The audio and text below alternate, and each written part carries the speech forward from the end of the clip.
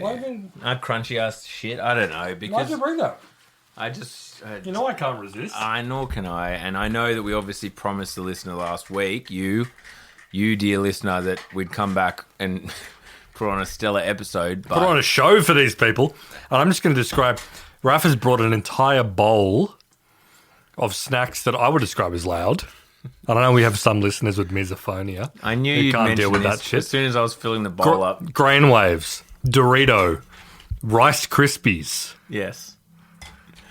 Rice Krispies with a chocolate underside? Yeah, dark chocolate underside. A dark chocolate underneath a rice cracker. That's kind of That's actually depraved. that's a dessert. That's not a real snack. Well, these are all actually semi-healthy because they're not Doritos. They're just basically plain corn chips with a bit of natural kosher salt. And yes, Grain Waves, they fit the category of healthy snack, I would say. Sure.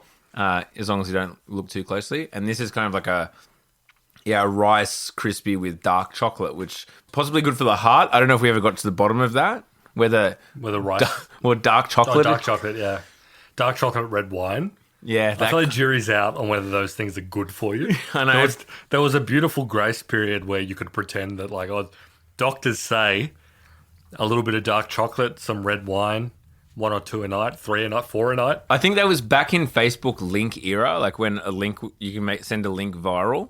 Yeah, exactly. Every news website was publishing that and republishing. Wine was good for you. That's actually a good point. Because you knew that it would go crazy on Facebook. Yeah, the incentives of the Facebook era were very dark for public research. Because you're right. All of a sudden it was like, science proves that babies are born not racist. No, exactly. Science proves that red wine is good for the heart. Yeah, science proves that people who sleep in have a higher IQ. You know, people who hate mornings are actually smarter, kinder, and happier. Yeah, that shit used to go off. And now that we've completely destroyed the information environment, there's no reason to do clickbait. No. All of a sudden, it's cold, hard reality. This is information collapse. That's what they mean when they say that. You know what you get as a result of it? You get Brian Johnson looking like a fucking vampire from the 14th century, telling you that you can't do anything.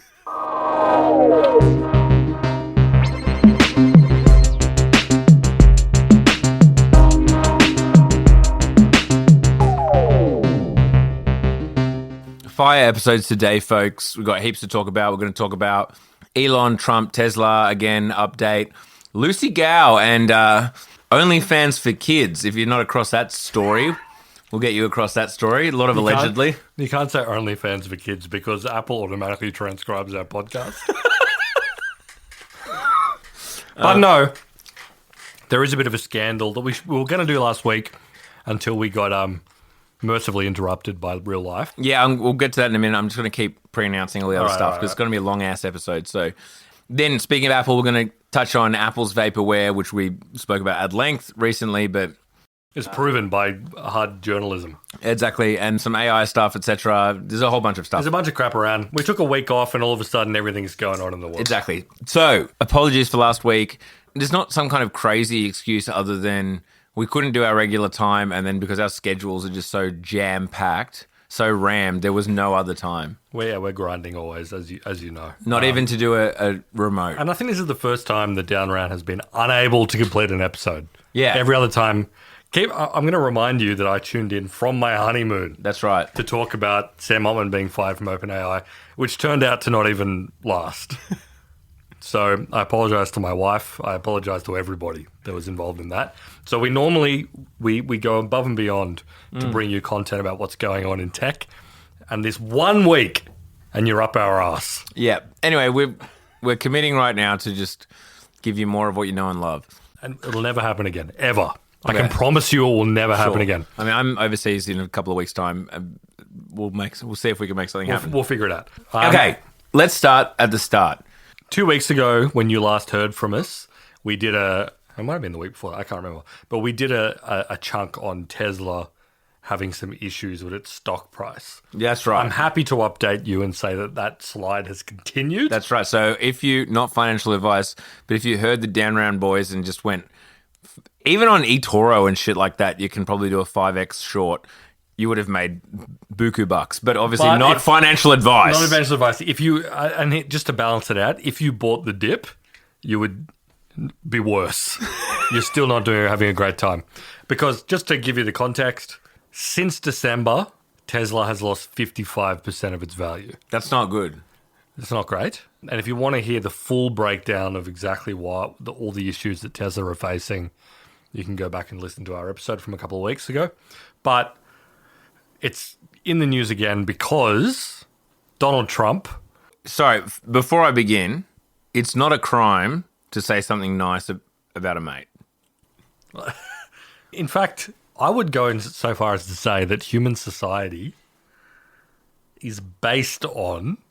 What does it take to build a civilization? You got to build institutions. That's right. You got to build institutions that can sustain themselves across generations. That's right. And I think if you were working from the ground up, you've got nothing. Let's say you've flown in and to a bunch of villagers living in the middle of the Amazon rainforest. You're like, I'm going to build a civilization out of these people. Yeah. I need to build some lasting institutions. What I'd first be like, I'd do an icebreaker exercise. I'd get them all in a circle. I'd say, look to the person to your left and say something nice about them. Yeah. That's how you build familial bonds, and that's how you build institutions. Absolutely. So for Donald Trump to get up in front of the White House, as he did overnight, from the night that we're recording this, and advertise Tesla vehicles... For the President of the United States to show mateship, dare I say? to show the value of mateship, I don't think that's a problem.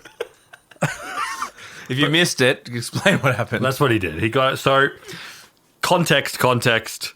As we talked about a couple of weeks ago, and just now, the Tesla stock price is crashing. Without getting into it, there's a lot of things at play.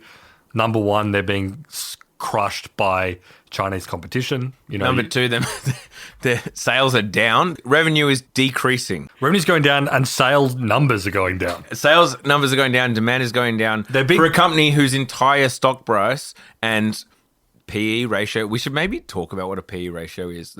One way to think about it, one way to evaluate it is to say, you take the market cap, and you take the earnings of the company, and you figure out the product. The ratio. That's what the ratio is. So this many earnings to this much market capitalization.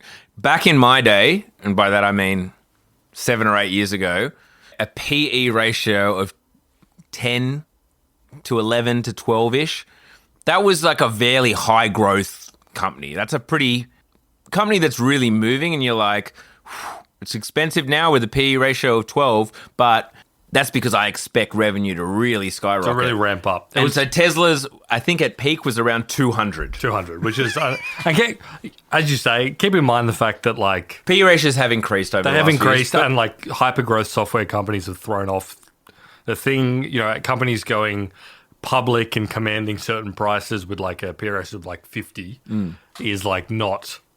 Yeah, it's not unheard absurd. of. But still, the Tesla was still absurd. Yeah.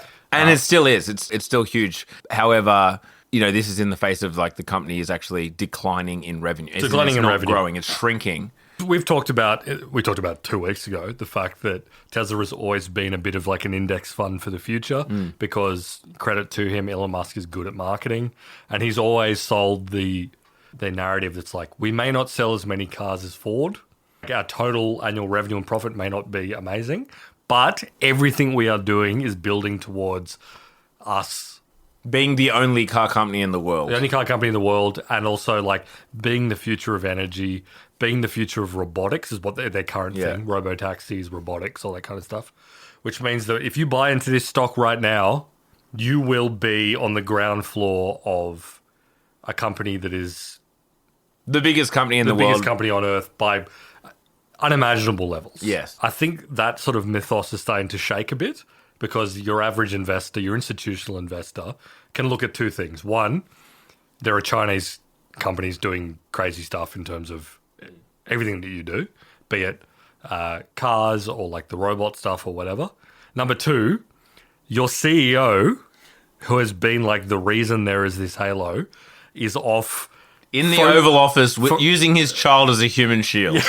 Focusing 100% on like cutting Social Security.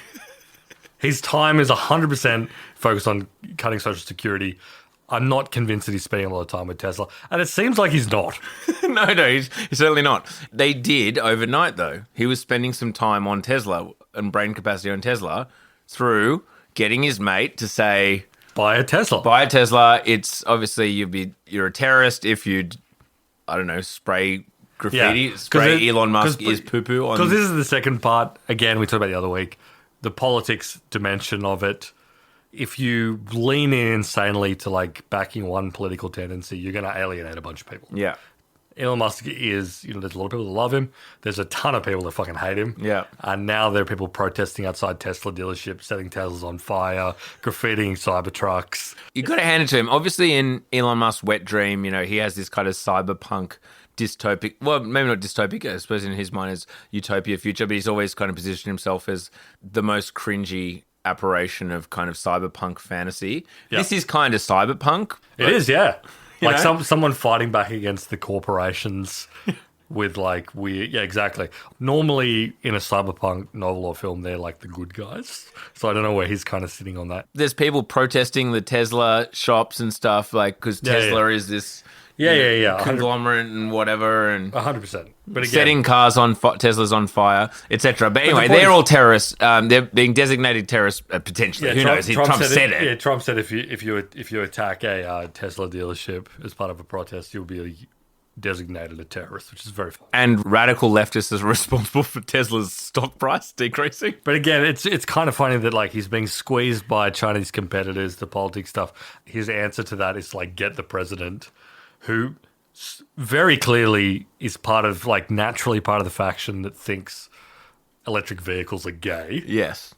Like He's been clear on that. he's gotten like part of his government is like eliminating subsidies for electric vehicles, and it should be clear that like I'm sure Elon Musk is fine with that because his goal would be like, all right, let's not let any new entrants emerge. Pull the like ladder up. they have enough brand and whatever that he probably is happy to lose. Yeah. because this is Ish. I I mean, don't know it's if $7,500 rebate per EV. Because at the moment, the issue is kind of like EV demand has stagnated.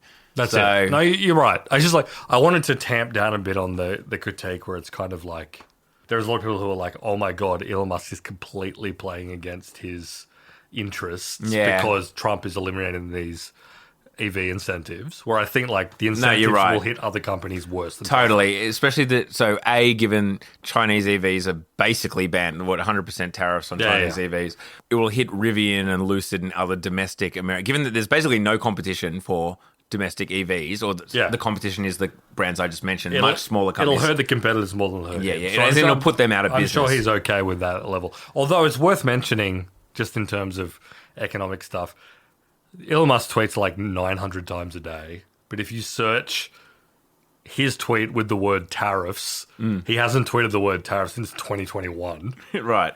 And I think that's because like he still does have a fiduciary duty to Tesla. So he can't say tariffs are good. Yeah, I mean, it's like searching all of his tweets for the word China, right? Yeah, exactly. There's nothing. He's very rock and roller basically with opinions, but there is a threshold where the Tesla board and its institutional investors would be like, okay, all right, you can spend all day like kicking veterans off benefits or whatever, but you can't say that importing goods from China is bad.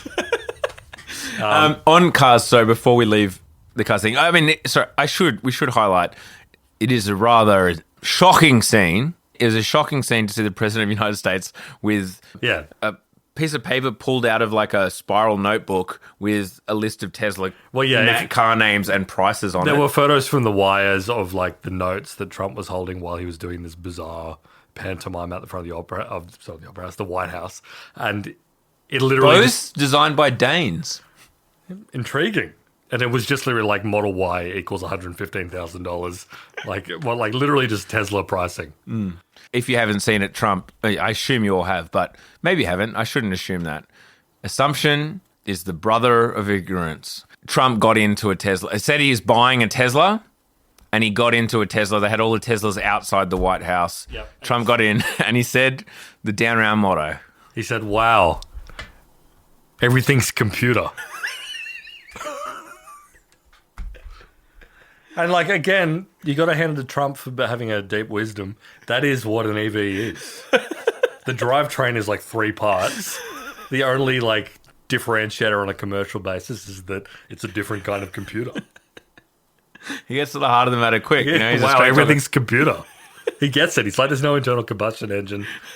There's no complexity in the manufacturing here. It's all computer. It's a computer, exactly. Yeah, anyway, it's power so- supply. And If you listen to our episode 2 weeks ago, we're repeating ourselves, but just so that it's been vindicated. Clearly, Elon is like, fucking hell, this is not good for my stock. Keep in mind, as we're talking, the whole market is getting absolutely rattled by tariffs and shit. Yeah. But Tesla had the most to fall because it did get the president's friend premium back in November. I mean, it absolutely pumped. It pumped. And So as like as you would. It's kind of like S&P 500, which is, you know, the 500 biggest companies in America, publicly listed companies in America, that gained something like 7% in the 3 days after the election because everyone thought that it was happening, and it climbed up to about 10% higher than it was on November 4th. Because it's worth remembering that during the first Trump term, the market went market went insane. It was like incredibly good for the stock market. Then you had the NASDAQ, which is much more technology heavy. That gained about 25% more than the, so as in gained like 13, 14%, something like that, and has crashed more because the S&P is now below where it was in just before the election. So it's erased all of the gains. Yep. The NASDAQ gained more, lost more. Tesla, same deal, gained more. It's like it's basically the extreme version of the markets, exactly. you know. So it had further to fall, but everything we just talked about is still valid. It's facing a lot of problems, and even before it was facing problems, everyone knew it was an overvalued stock. Yeah, exactly. So like, you know, it probably does have further to go, but we'll see what happens. Well, exactly, not financial advice. Oh, speaking of cars, though, I actually have an apology. I have to make a mea culpa for 2 weeks ago. I made an error. I know, I saw this I in the Discord. misspoke. Go, please I misspoke, continue. and someone, fair enough, they pulled me up on my misspeaking. You asked me to do an on-the-fly review of the Mazda. It was my courtesy car, my courtesy vehicle. From the mechanic. I referred to it as a Mazda MX-5. It was a Mazda CX-5. That's right. And someone called us out in the Discord, and rightly so. Yep. We need to we need to be detail oriented. We need to think about this stuff. It is a CX-5. I apologize. I am not familiar with shitbox cars. Okay, hang on. No, I mean, sorry. And it is, he probably picked up on it because I said, like, I believe it was the most popular car in Australia a couple of years ago. And then that is, of course, the CX-5, not the RX-5, which is a sportier model. That's it. So, apologies. Again, as we said at the top of the episode, we will never let that happen again. We will never misidentify a Mazda. No, we will never. I can't guarantee that. Also, I'm not a car guy. I know about cars. Nor I. I know, as in I know what I would call just a generic level of male car knowledge. Exactly. The sort of thing you just pick up through osmosis by being a dude in the world. Exactly. Just dude level. But I'm not, we don't have granular knowledge of what the Mazda lineup is. No, I don't know when a new CX-5 is dropping, when they're doing the refresh. I'm not reading drive.com. I'm not watching 90-minute kind of reviews of car. I don't do that. Like when I'm purchasing a car, I'll get on YouTube and I'll have a look. Does a set of golf clubs fit in the boot? Yes or no? Yep. This kind of gear. But when I'm not in that mode, which is rare. I'm just a regular guy. I'm just a regular guy noticing a badge here or there. Okay, there we go. I hope that was a appropriate and suitable apology for all of you. Now, we're moving on from Elon and Trump. It's very funny. I'm sure we'll be back to you with more on this as their relationship develops. But there was something we were going to bring up last week, and obviously we hadn't. The story hasn't fully moved on. But we wanted to talk about it because it actually touches on a handful of different things. That we wanted to get into. This is ultra down round. It's an ultra down round story that touches on a few things we wanted to catch up on. And it's basically, before we go straight into the story, let's just mention some dot points. AI, yes. Yep. Kind of Twitter text-based influencer. Yep. Pornography, rock spiderism. I don't want to say the P word again. Apple transcribes this. Alleged CSAM material. Alleged. No, I'm not saying that's something that we're interested in, but it's just it's a topic. It's in the air. The creator economy. Number one, obviously, yes. Our number one. It's creating a lot. So it's a lawsuit. Sorry, I'm just going to throw another one in there. Miami. Yeah, the city of Miami, Florida, which we're intrigued by.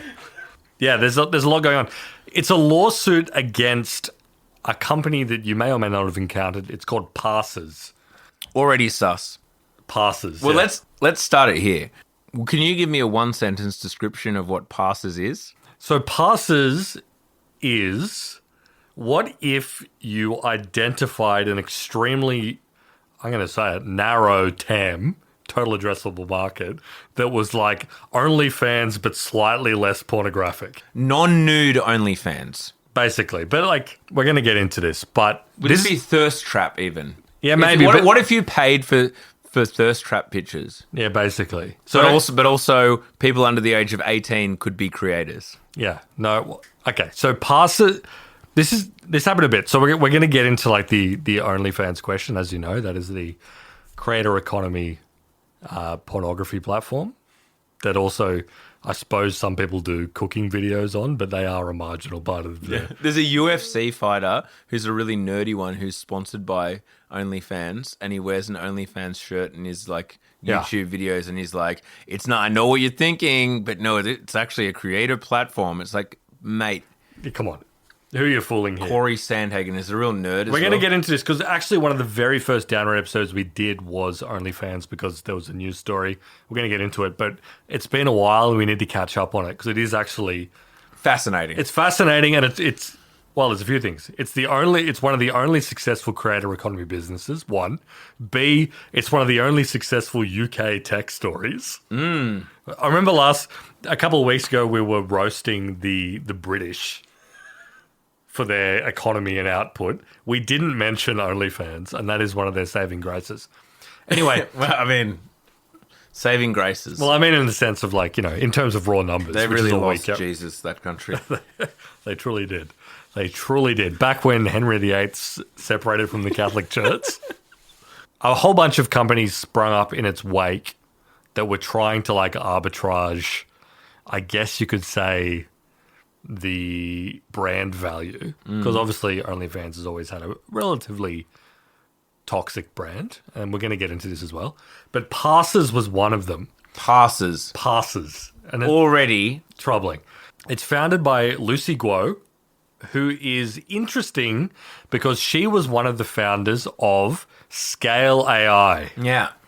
Now I'm going to pause here because this is actually another down round area that we could probably do an entire episode about, but let's slot it in here to get pure value for money. Scale AI, which is actually a company that we haven't talked about very much, or like we've only talked about it in passing, but it's actually kind of critical to the AI economy and it's worth knowing about.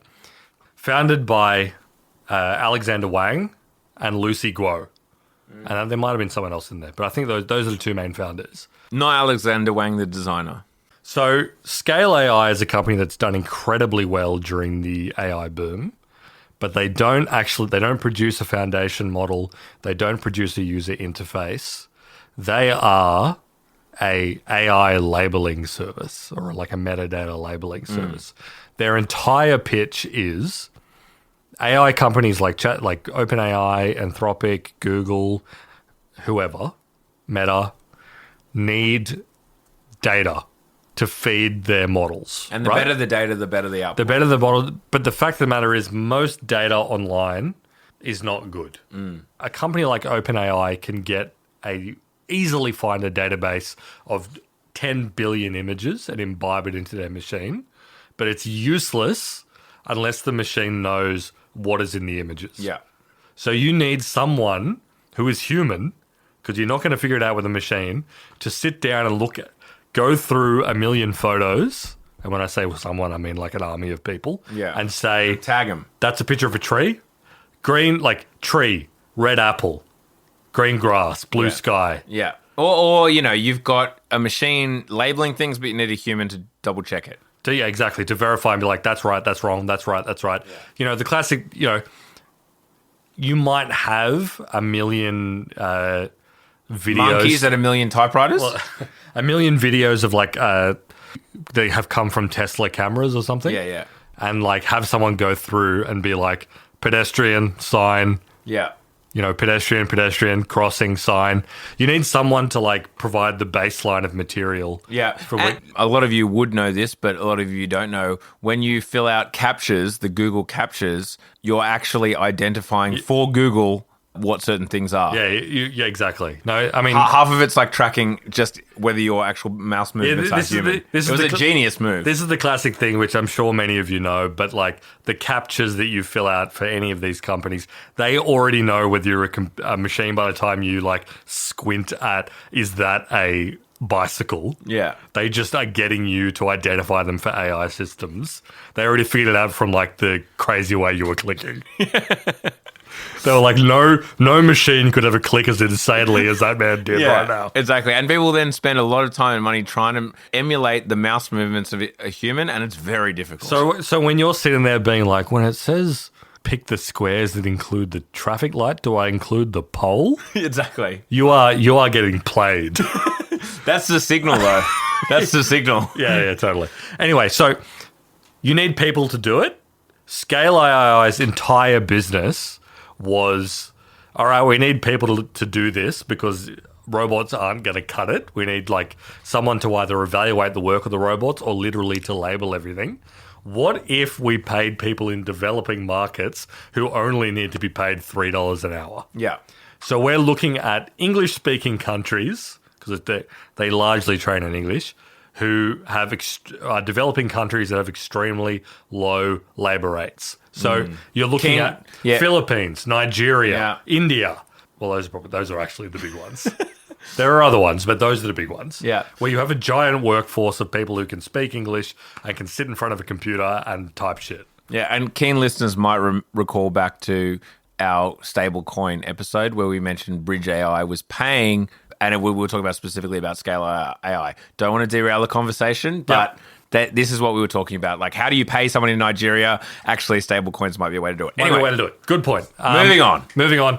So it was Scale AI did an incredible job. It was founded back in like 2017. 16. Yeah, so like before the AI, the current LLM boom by a few years. So they were good. But they did the incredible task. There are plenty of IT services companies that do outsourcing, right? Yes. Like, India has several like mega cap companies whose entire job is outsourcing IT. But Scale did the incredible thing of packaging up, essentially getting an army of Nigerians to do data labeling, and they packaged it up as like AI infrastructure. Yeah. They could then go to OpenAI, they could go to Microsoft, they could go to Google, they could go whatever, and say, we are providing you with an infrastructure play. It looked nice, it was perfectly aligned with their goal, but at the end of the day, it was what all this shit is. We have got several thousand Nigerians and Filipinos sitting in front of a computer doing horrifying work, drudgery of sitting there and labeling shit. Exactly. For $3 an hour. Yeah. So it doesn't matter if you're doing the coolest thing in the world or you're making textiles or whatever, everything is fucking labor market arbitrage. Exactly. Yeah. Everything is. People actually point out that a lot of the kind of weird quirks of AI, not weird, sorry, but some of the quirks of AI, such as Delve. That's the big one that used to come up. Yeah, and you actually Delve. see it left. I think they trained it out. But for a while, when you asked ChatGPT something, you would say, can you talk to me about, I don't know, the solar cycle? And ChatGPT would reply to you, let's delve into that. Let's delve into that. And crucial is number one. But apparently delve is more widely used in Nigeria. Nigerian English. Yeah. I don't know if that's actually been confirmed true, I don't know if the exact example is right, but it is definitely true and has been confirmed through research and like that there are certain speech patterns and words that appear less in American and UK English, but appear more in like Filipino and Nigerian English and Indian English. Yeah, that have made their way into how ChatGPT speaks because they're doing largely because of fucking Scale AI, companies like Scale AI, exactly, that are getting people in different English-speaking markets to essentially reinforce their language patterns. Yeah, which is interesting, but I think they're onto it, and you see it less now because they've trained it out. Anyway. Lucy Guo was one of the co-founders of Scale AI. She had a falling out with Alexander Wang. So again, founded in 2016. She had a falling out and left in 2018. So 2 before the years. ChatGPT revolution, before any of that, she bounced. And we should say before that, she was a Teal Fellow. Oh yeah, a Peter Thiel fellow. We'll leave that there. You can take whatever from that. That she went on to found various roles, including product. I'm reading now. Yeah. Including product designer at Quora, which Yep. always just keeps popping up.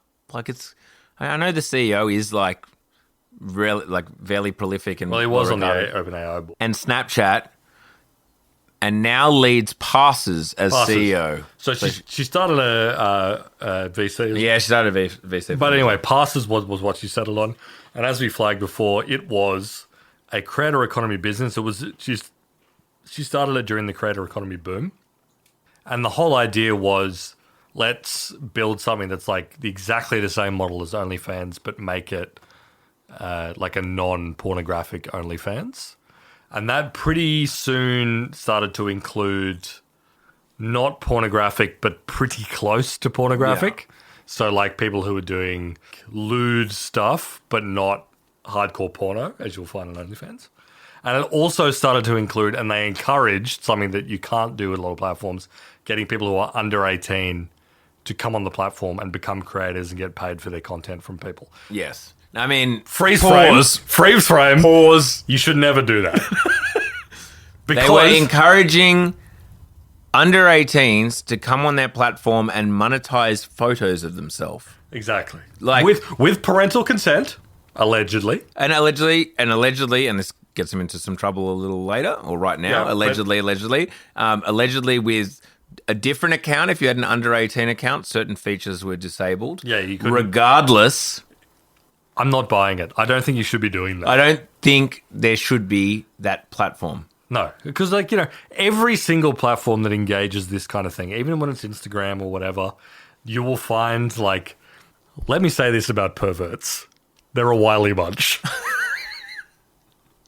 To say the least. They always find a way. And we've talked about this before, how there's this weird, perverse, disgusting incentives where you'll have kind of TikTok families who are showing their families, and they notice that the more they show their friggin' daughters in the bath or whatever, it gets more. You get high, exactly. It juices the algorithm. And YouTube has dealt with this. Everyone has dealt with this, this weird, gray zone between normal content and pervert content. It's a very wide gray zone. Yes. And a lot of companies like YouTube have to deal with the fact of we're not picking this up with our super sophisticated AI algorithms. No, and in fact, our AI algorithms are encouraging this. Exactly.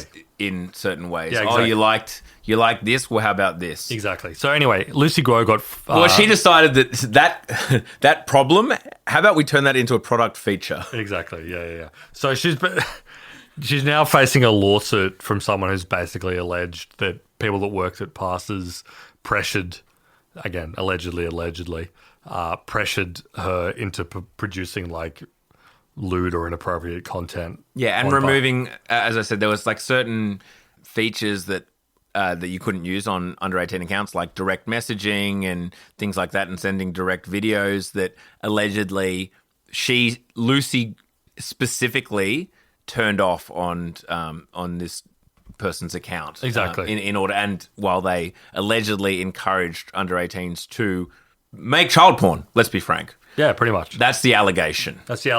She's in Miami. She's a Miami party girl influencer now. Yes. And keep in mind, just to reverse a bit and talk about Scale AI. Last valuation was just under 14 billion American dollars.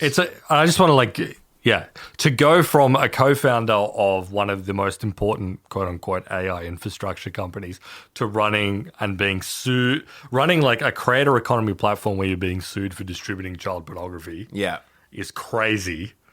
And also, actually, I should have said this before, but just to be clear, Scale AI, while I have it top of mind, is running a real tough company pipeline, progression. They need to IPO or sell at exactly the right moment, whether at the peak of their valuation, as you said, $14 billion or whatever. Yeah. They need to be at the peak of their valuation, but before companies like OpenAI, Anthropic, whatever, figure out like synthesizing data. Yeah. Well, this was DeepSeek did not use any human reinforcement learning. Yeah, it was all synthetic. It was Yeah. all computer reinforcement.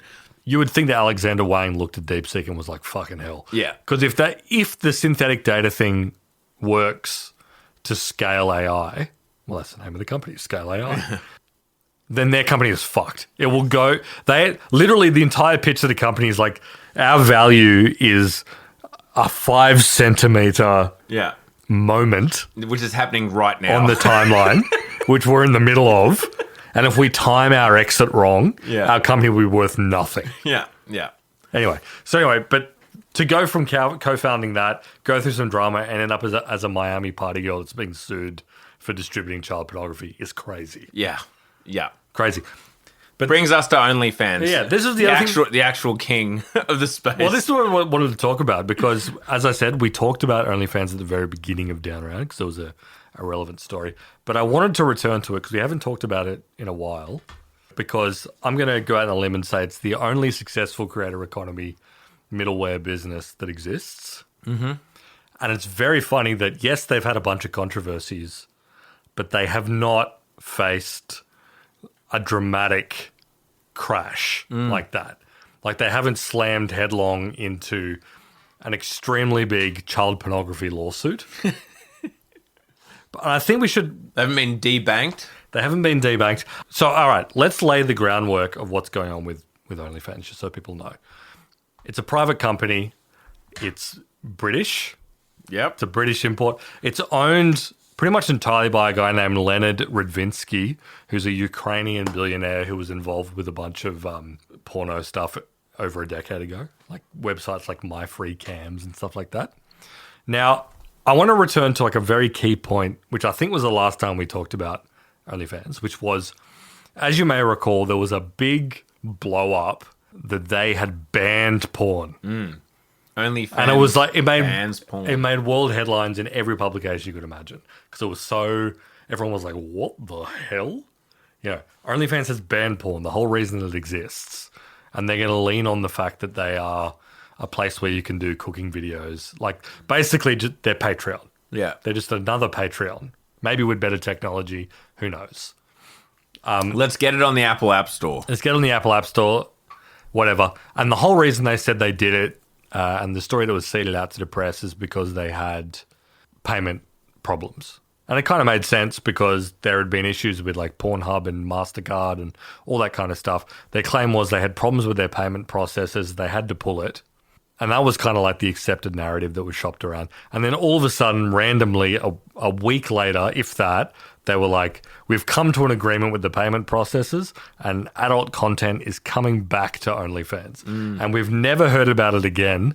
And I'm going to be honest with you, we've never had any controversies about OnlyFans ever again. No. Never an issue. It's obviously it's part of the culture and people talk about it and lots of people use it and whatever. But we've never had a big moral panic about it ever again. Yeah. And I want to be clear, OnlyFans is phenomenally profitable. Oh, yeah.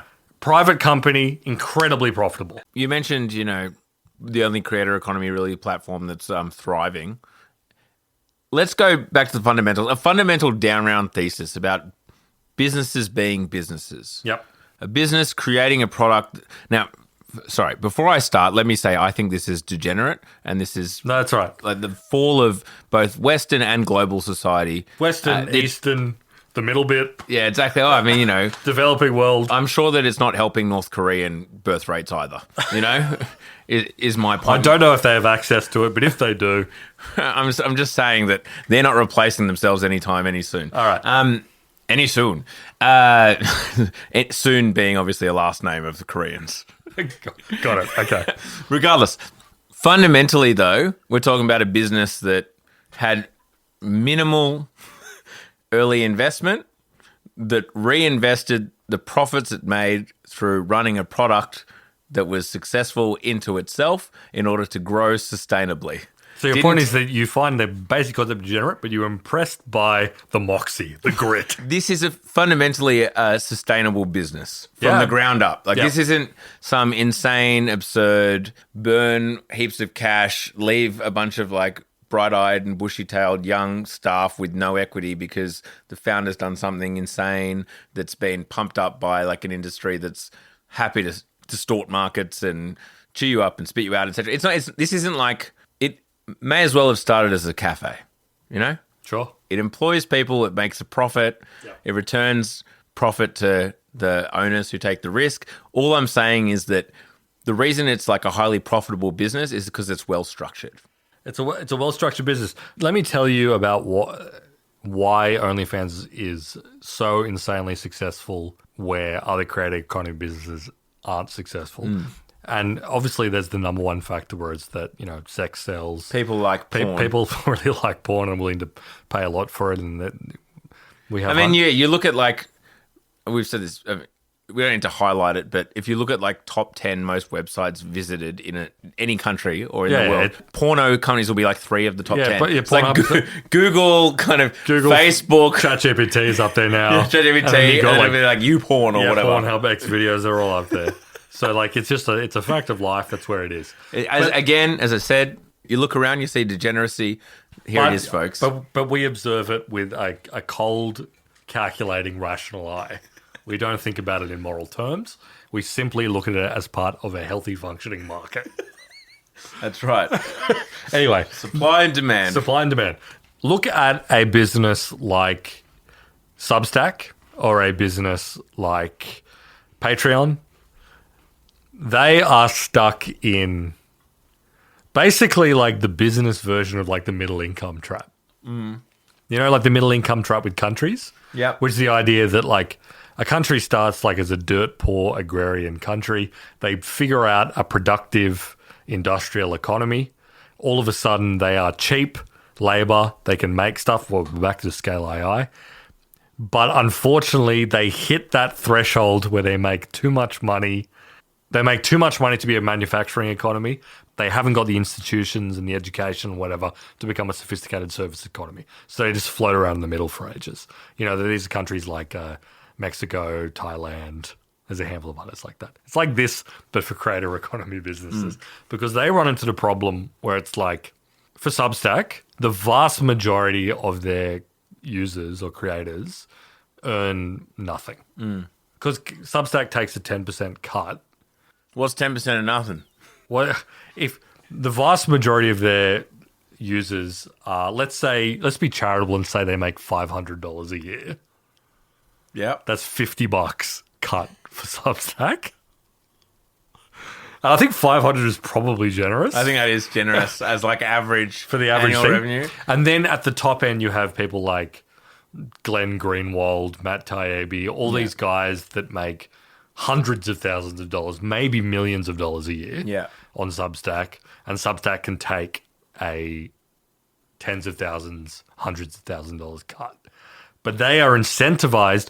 The moment you are a Matt Taibbi or a Glenn Greenwald or whatever. Well, let's be frank. We moved off Substack because it was cheaper for us at our level to move to Memberful. Exactly. They were taking 10% of our revenue. We weren't making a huge amount, but it was automatically like better value was to do something else. Yeah, and as well as Memberful, it wasn't just the cut, but the point is that down round is big enough that we make that 10%.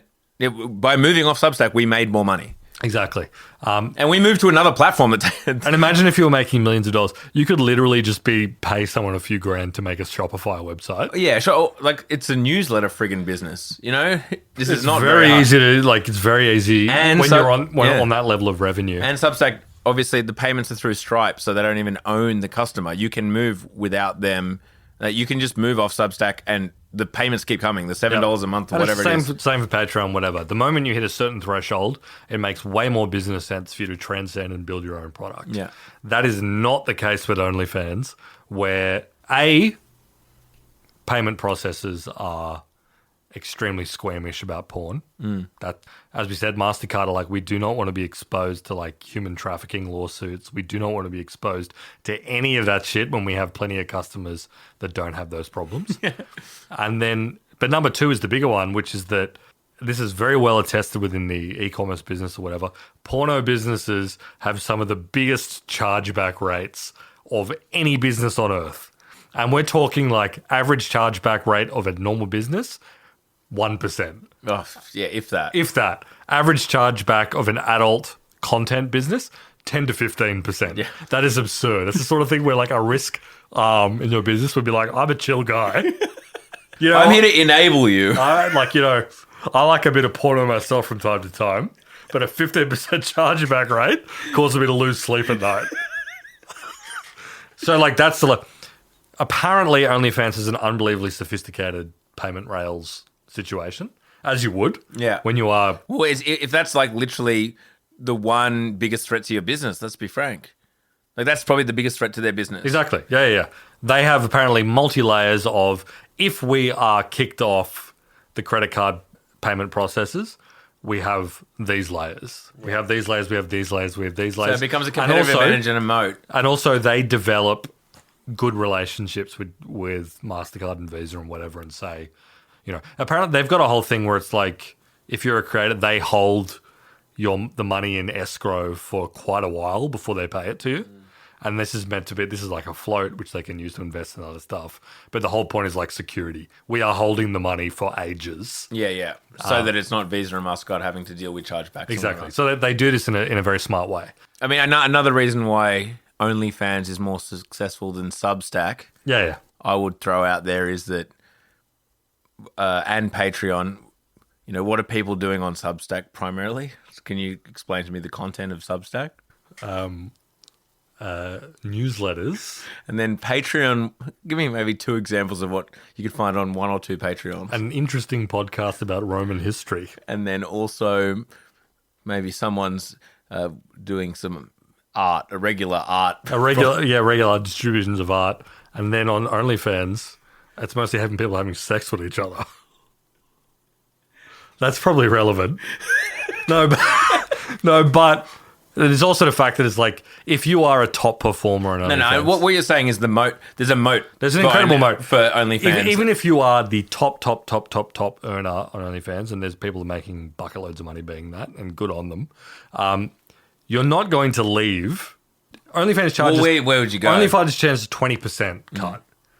And that is, by all accounts, quite fair for what they supply, which is like safety and payments...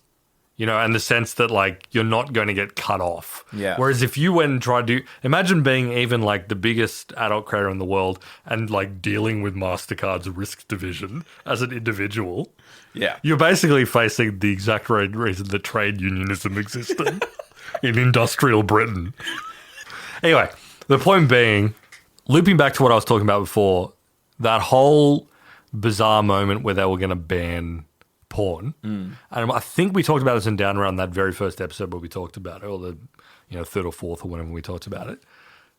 It's become clearer and clearer with time that all of that was complete fucking bullshit.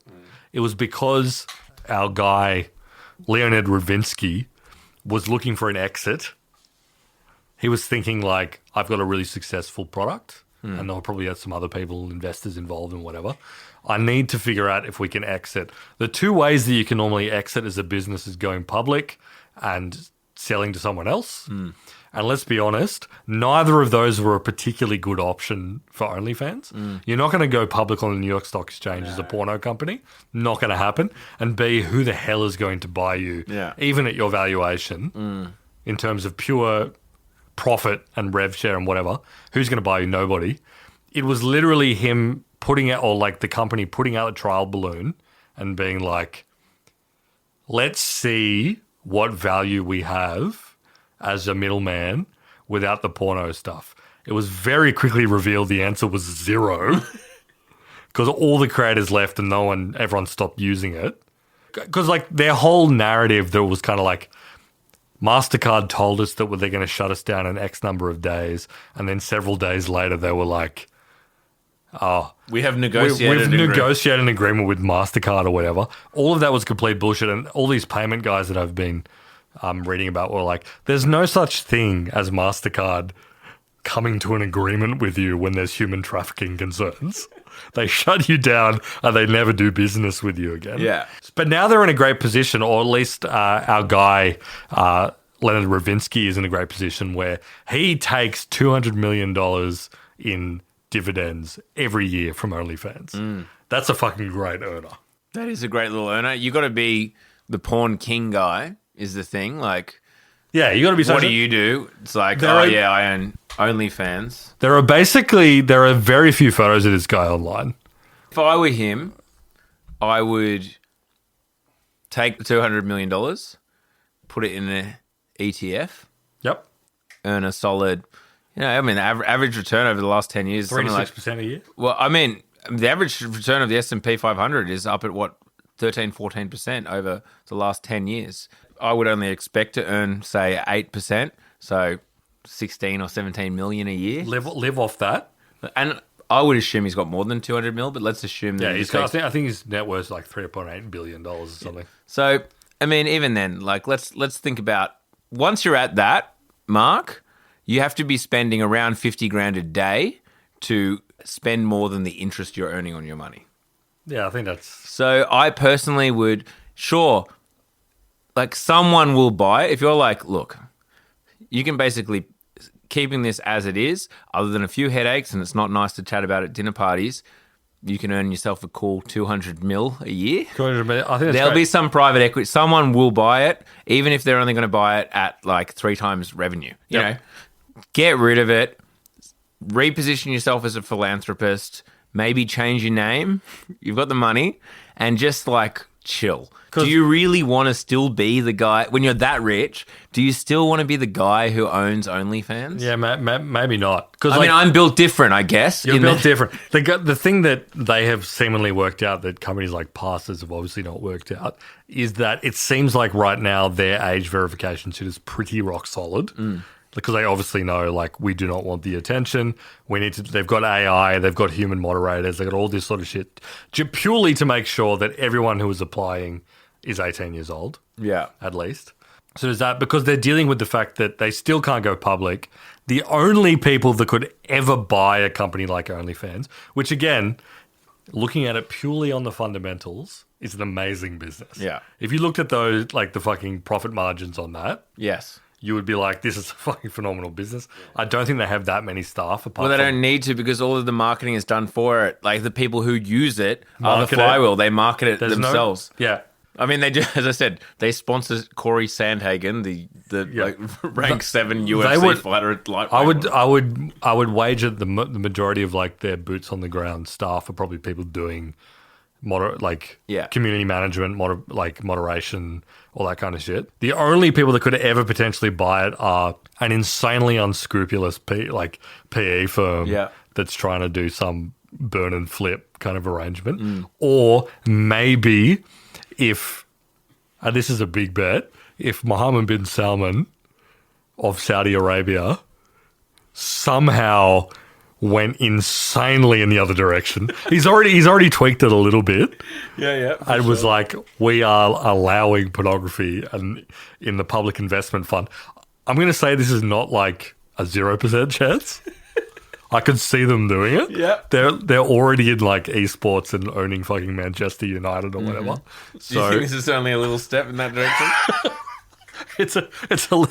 esports is pretty degenerate. Like women allowed to drive a few years ago now. That's exactly. All of a sudden they're allowed. Maybe they would do it. But beyond that, folks, I think that our friend Leonard is doing pretty well with his $200 million drawdowns every year. Yeah. Anyway, we're just saying we used passes as a comparative study to show why OnlyFans have played it pretty well. Yeah, no child porn. They've figured out the no child porn problem. We're going to go into another episode, though, of course. This is for our premium subscribers. You haven't subscribed to Down Round. Obviously, that episode was phenomenal. So if you're interested in more, head to downround.net, sign up to premium. You get 2 episodes every week. Yeah. Already you're getting 1. Why not double it? Yeah. Double or nothing, folks. That's right. I mean, yeah, exactly. Who are you, mate? You're flush at your bust. You think you're better than giving $9.50 a month to us? Yeah, exactly. That's nothing. And we're going to talk about a whole bunch of awesome stuff. Enjoy.